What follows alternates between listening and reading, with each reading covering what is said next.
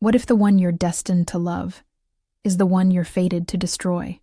She was sold for silver, not because she was worthless, but because she was dangerous. They believed she was barren, a perfect vessel for power with no consequence.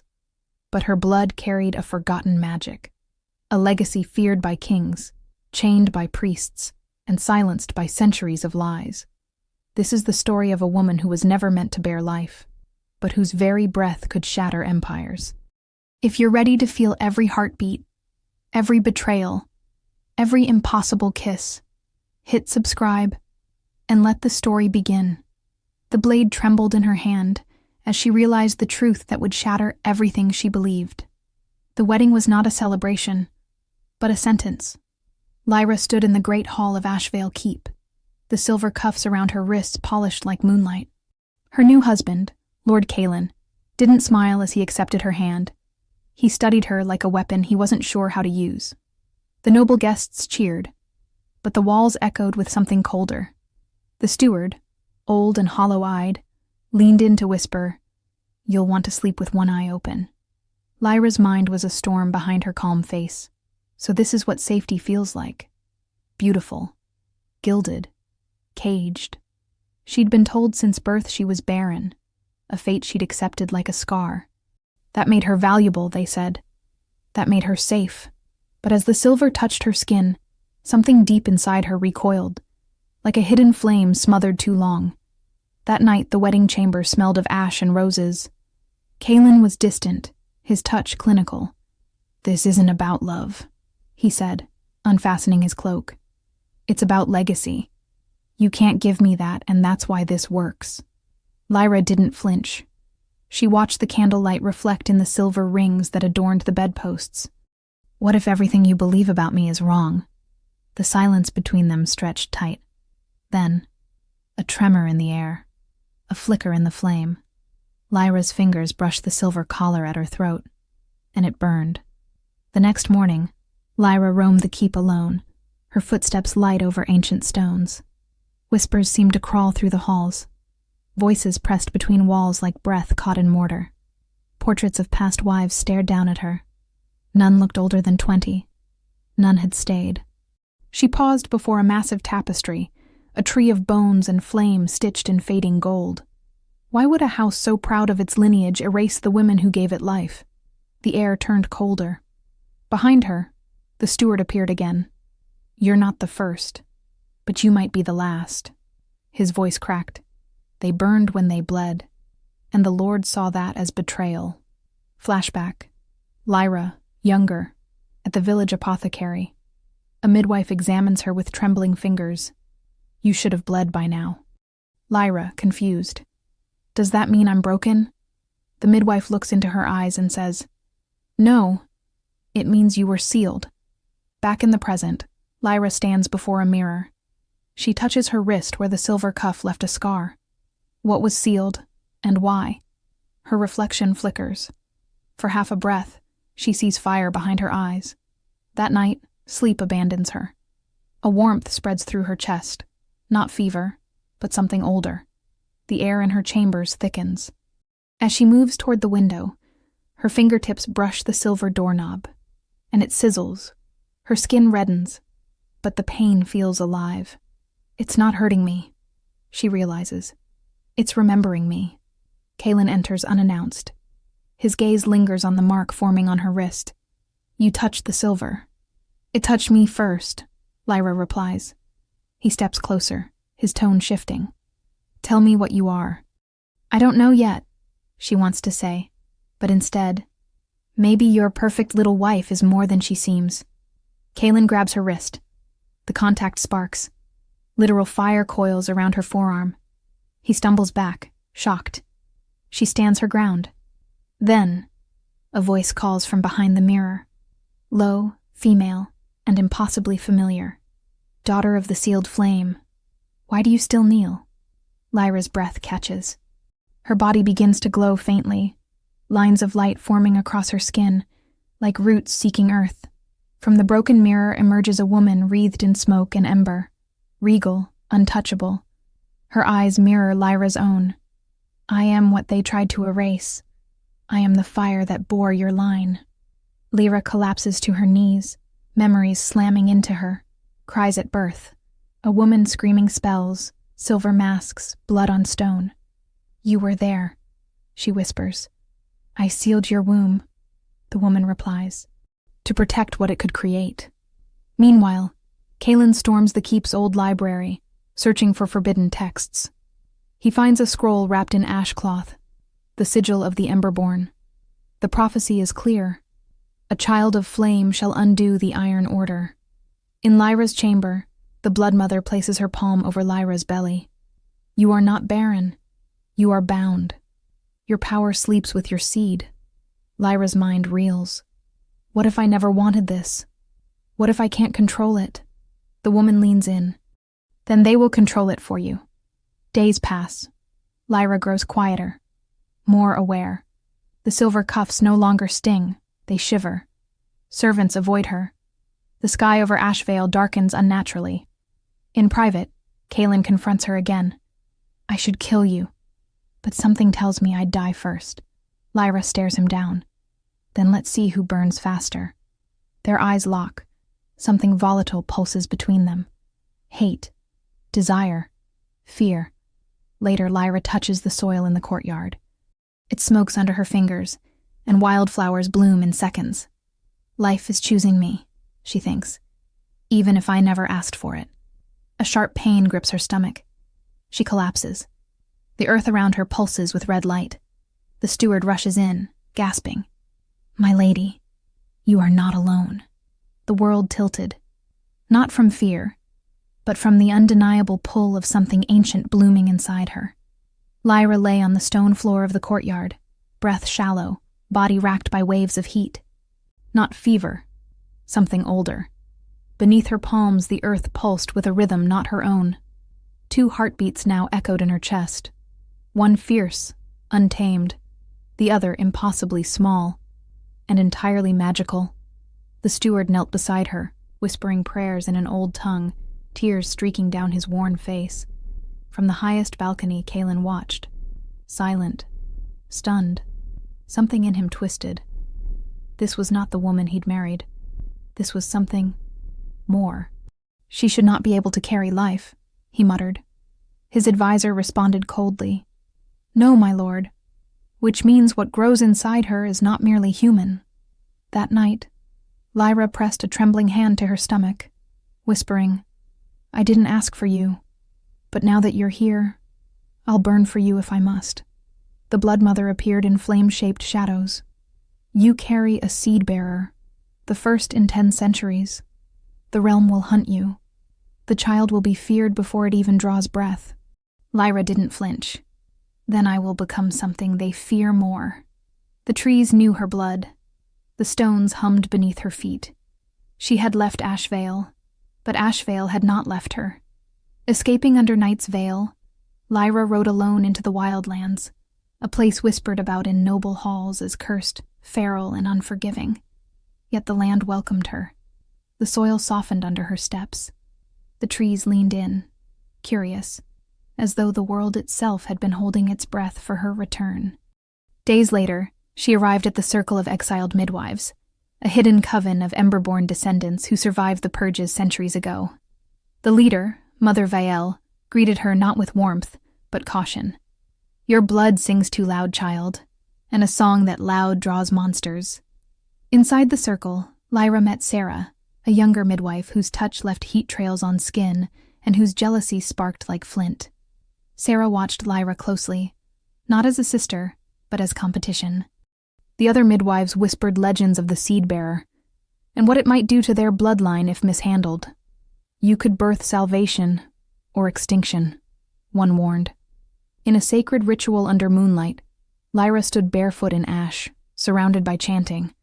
Her veins lit up in ember gold. She saw visions, forests on fire, an empire crumbling, and a child standing alone amid the wreckage. What kind of mother am I becoming? She whispered. No answer came.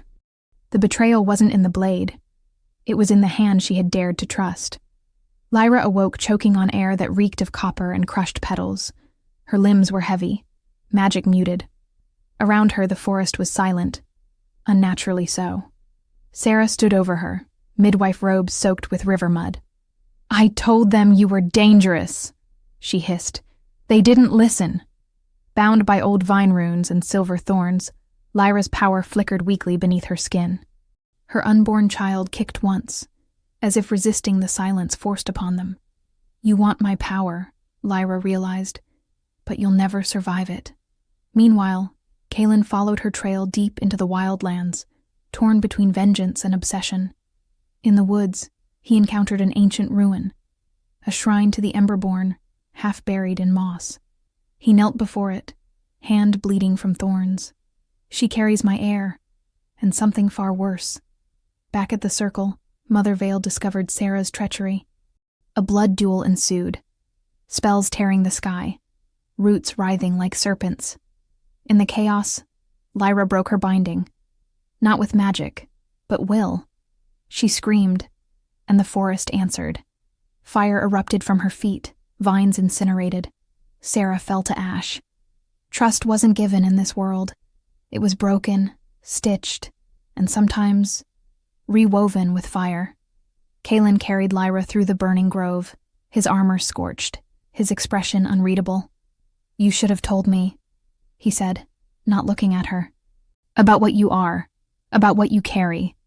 "I didn't know," she rasped, eyes wet. "And when I did, I was afraid." Silence. Then, "So was I." They reached the edge of a river glowing with moonlight and glowing spores. There, Lyra cleansed herself in its sacred waters, her belly now visibly rounded. Kaelin watched her from the bank, not with cruelty, but awe. "Whatever this child is," he said, voice breaking, "I want to know it, even if it destroys me." Flashback. Kaelin as a boy, watching his mother, the last Emberborn, burned alive by the crown. "Magic is madness," his father had said. "Purge it before it poisons you." But what if love was the poison that turned into truth? That night, under stars, Lyra and Kaelin finally touched without violence.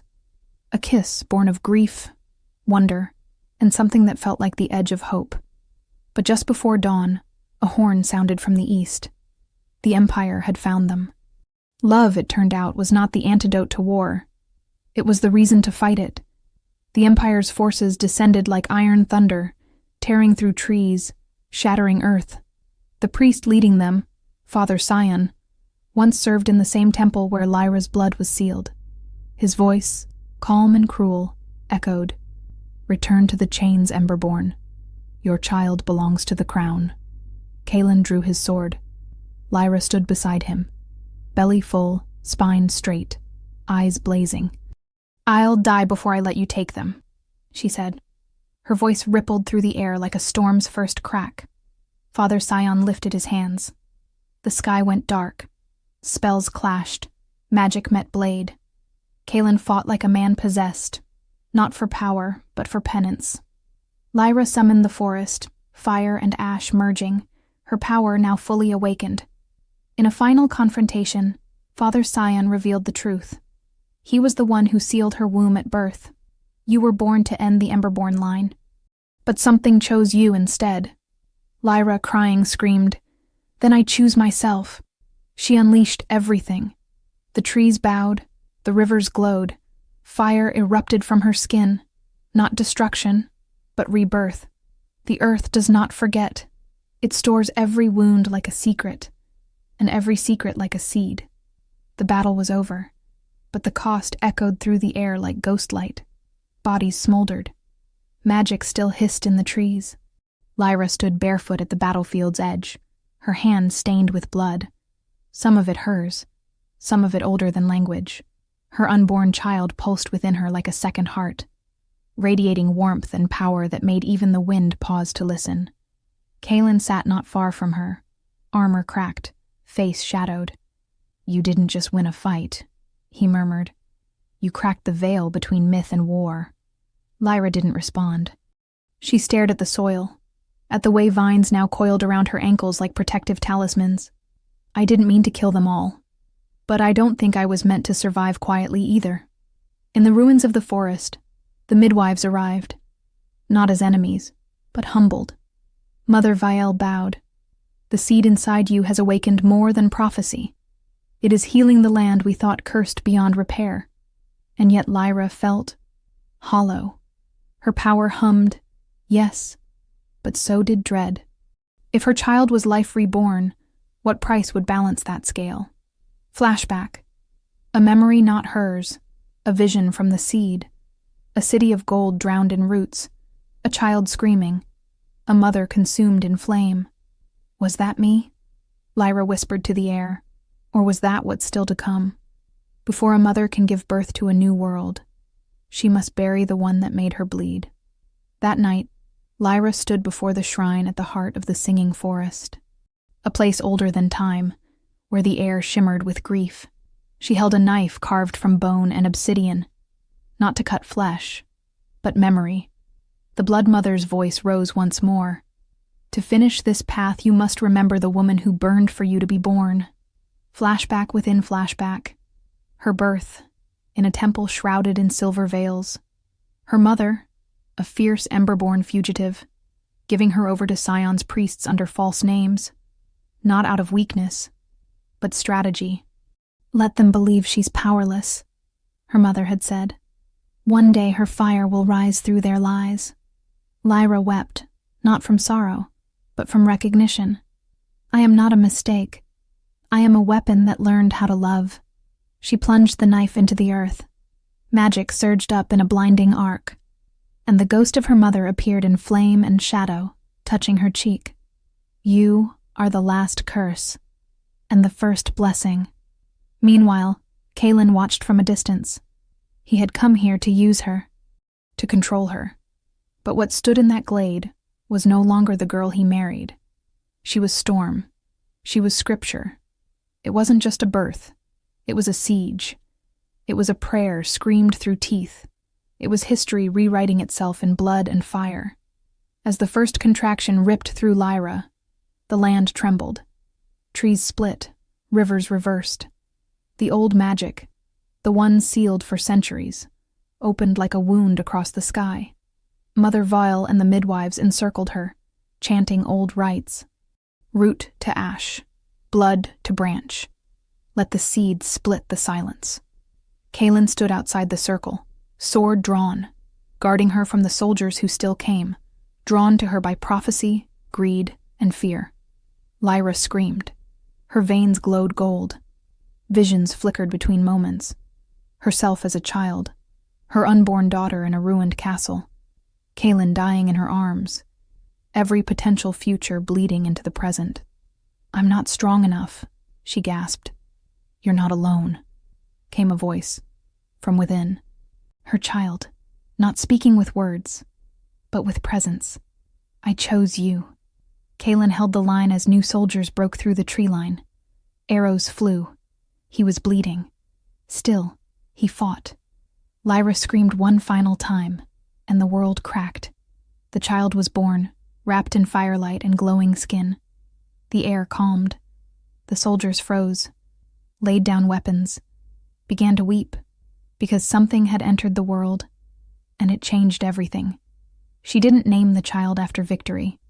She named her after the woman who burned in silence to make space for light. They called her Sarin, which meant ember that refuses to fade in the forgotten tongue. Lyra cradled her, body trembling but alive. Sarin's touch healed Kaelin's broken shoulder. Her breath turned ash into moss. The midwives fell to their knees.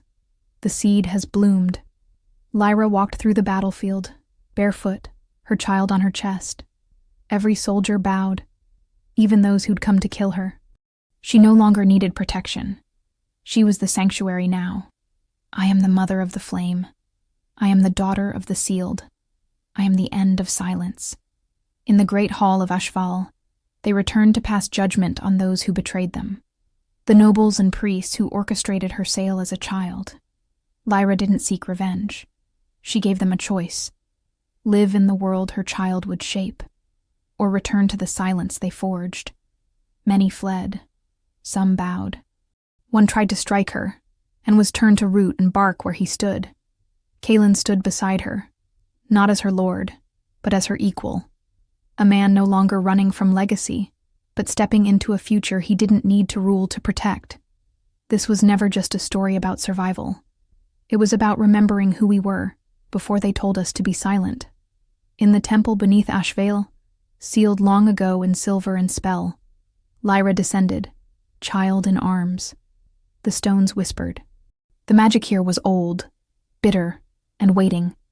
The final test. The first flame, locked since the age of gods. A voice, her own but older, echoed through the chamber.